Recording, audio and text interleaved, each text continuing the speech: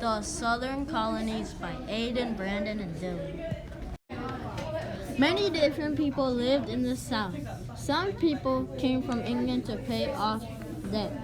Slaves also lived in the South and worked against their will.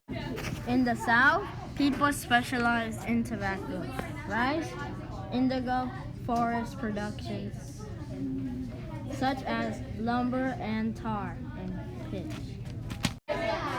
The South depended on New England for manufactured goods, including tools and equipment. Depended on Mid-Atlantic for grains and other agricultural products.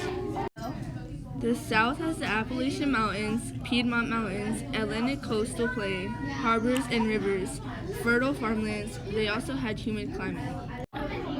The South had plantations with slave labor, some mansions, few cities, few schools, and the Church of England. They met in county governments and enforced most laws.